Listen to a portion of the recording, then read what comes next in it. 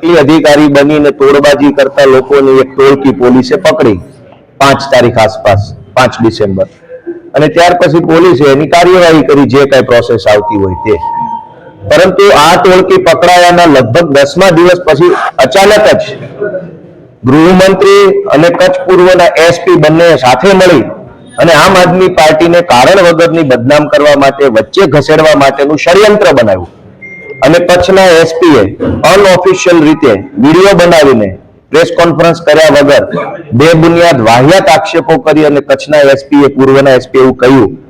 કે આ જે નકલી ઈડીની ટોળકી પકડાઈ છે એના માણસો આપ સાથે જોડાયેલા છે, આપમાં પૈસા આપતો તો, ગોપાલભાઈને પૈસા આપતો તો વગેરે પ્રકારના વાહિયાત આરોપો, બેબુનિયાદ આરોપો, રાજકીય આરોપો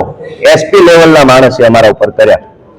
અમે પ્રેસના માધ્યમથી, મીડિયાના માધ્યમથી આરોપો જોયા, સાંભળ્યા, અમને આઘાત લાગ્યો, દુઃખ થયું કે અમે બુટલેગર કે ટકોરી નથી, એક રાજકીય પાર્ટી સાથે જોડાયેલા સમાજના પ્રતિષ્ઠિત વ્યક્તિ છીએ।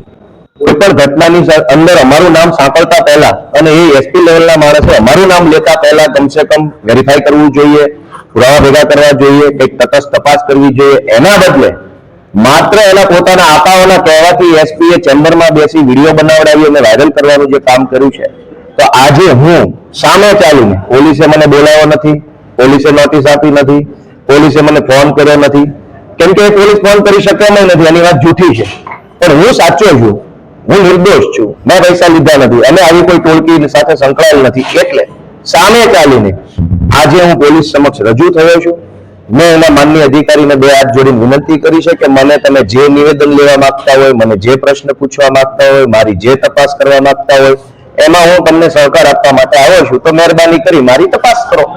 જે કઈ પોલીસની તપાસ હોય એમાં હું બંધાયેલો છું। તો પોલીસ અધિકારી મારી તપાસ કરવાની ના પાડે છે, મને એમ કહે છે કે તમને બોલાયા નથી, તમે શું કામ આવ્યા છો, અમે નથી બોલાયા। તો આરોપ કરીને ભાગી જાય એ ટકોરીઓનું કામ છે, એસપી નું નહીં। એસપી એક ગંભીર હોદ્દો છે, એસપી લેવલનો માણસ આરોપ કરે છે તો એને એનો આરોપને લઈ અને કાર્યવાહી કરવી પડે।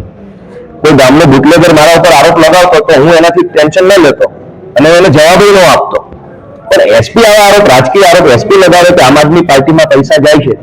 સુરેન્દ્રનગરની અંદર ભાજપનો ચાલુ કોર્પોરેટર નકલી સીબીઆઈ તરીકે પકડાયો, તો કચ્છ પૂર્વના એસપી સિંઘમ બની જાય સુરેન્દ્રનગર અને તપાસ ગોતી કાઢે ભાજપનો કોર્પોરેટર નકલી સીબીઆઈ બની તોડ કરતો તે પૈસા કોને આપતો હતો? ભૂપેન્દ્ર ઝાલા 6,000 કરોડનું કૌભાંડ કરતા પકડાયો, હર્ષ સંઘવીને એવોર્ડ આપે છે એવો ફોટો વાયરલ છે। કચ્છ પૂર્વના એસપી દબંગ બની જાય ત્યાં તપાસ કરે કે આ પૈસા કોની પાસે જતા હતા। એટલે રાજકીય આરોપો કરવાથી, રાજકીય હાથા બનવાથી